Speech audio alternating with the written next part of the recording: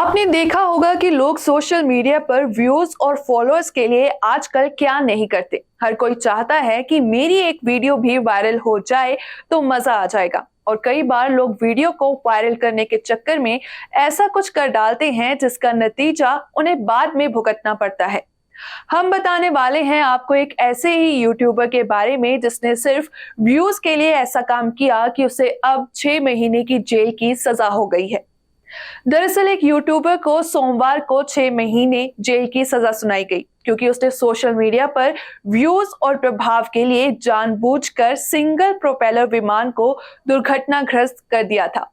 US federal news release के अनुसार Trevor Daniel Jacob, जो एक पूर्व ओलंपिक स्नोबोर्डर भी हैं, ने जून में फेडरल इन्वेस्टिगेशन में बाधा डालने के इरादे से डिस्ट्रक्शन और कंसीलमेंट का दोषी ठहराया गया।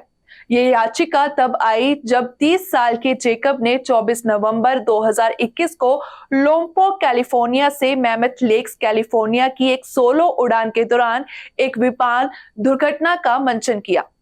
जेकब ने पूरी घटना को रिकॉर्ड किया और 1940 के टेलर क्राफ्ट को छोड़ते हुए खुद की वीडियो यूट्यूब पर पोस्ट की। दिसंबर 2021 में पोस्ट किए गए लगभग 13 मिनट के वीडियो में, जिसका शीर्षक था आई क्रैश माई प्लेन, जिससे 4.4 मिलियन बार देखा गया है, ट्रेवर जेकब कैलिफोर्निया में लॉस पाड्रेस नेशनल फॉरेस्ट के ऊपर से उड़ रहे छोटे विमान से पैराशूट से बाहर निकलते हैं। आप बीती रिकॉर्ड करते समय जेकब, जो एक अनुभवी पायलट हैं, ने दावा किया कि विमान के इंजन में समस्या आ गई थी, जिसके कारण उसे उड़ान के बीच में ही विमान को छोड़ना पड़ा। पहले से ही अपने पैराशूट के साथ जेकब ने साइड के दरवाजे से छलांग लगा दी और विमान को बिना पायलट के छोड़ दिया। कंटीली झाड़ी में उतरने पर जेकब ने कैमरे से बात करते हुए कहा कि वो जिंदा रहकर बहुत खुश हैं। उन्होंने जंगल में अपनी पैदल यात्रा का वीडियो बनाना जारी रखा, जिसमें उनके दुर्घटनाग्रस्त विमान के नष्ट हुए अवशेषों को ढूंढना भी शामिल था। कैलिफोर्निया के सेंट्रल डिस्ट्रिक्ट में अमेरिकी अटॉर्नी कार्यालय के अनुसार वहां रहते हुए जेकब ने विमान के विंग और टेल पर लगे कैमरों से वीडियो पुनः प्राप्त किया। जेकब के YouTube वीडियो में वॉलेट बनाने वाली कंपनी के लिए सशुल्क प्रायोजन प्रचार शामिल था। अभियोजकों ने कहा कि जेकब का इरादा सोशल मीडिया पोस्ट के जरिए पैसा कमाना था।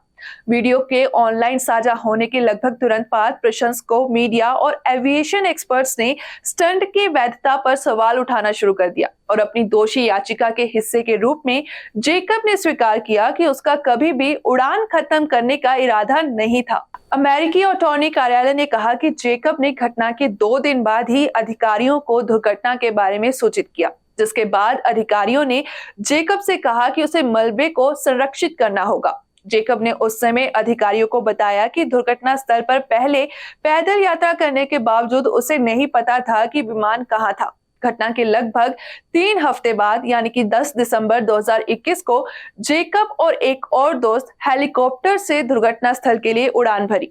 उन्होंने मलबे के टुकड़ों को एक पिकअप ट्रक में उठाकर लोम्पोक सिटी हवाई अड्डे तक ले जाने के लिए हेलीकॉप्टर का उपयोग किया। वहां अभियोजकों ने कहा कि विमान के मलबे को छोटे छोटे टुकड़ों में काटा गया और कई दिनों तक हवाई अड्डे के आसपास और बाकी जगहों पर कूड़ेदान में फेंक दिया गया। अथॉरिटीज ने अपने ज्ञापन में लिखा है कि जेकब ने संभव है कि अपने सोशल मीडिया और समाचार कवरेज उत्पन्न करने और वित्तीय लाभ प्राप्त करने के लिए ये अपराध किया है। अप्रैल 2022 में फेडरल एविएशन एडमिनिस्ट्रेशन ने जेकब को एक पत्र भेजा, जिसमें कहा गया कि उसने अपने सोलो इंजन वाले विमान को लापरवाह तरीके से संचालित करके फेडरल एविएशन रूल्स को तोड़ा है, ताकि दूसरे के जीवन या संपत्ति को खतरे में डाला जा सके। अथॉरिटी ने कहा कि इंजन में समस्या शुरू होने से पहले ही जेकब ने अपना पैराशूट पहन लिया था और कहा कि उसने विमान छोड़ने से पहले हवाई यातायात नियंत्रण से संपर्क करने का कोई प्रयास भी नहीं किया था।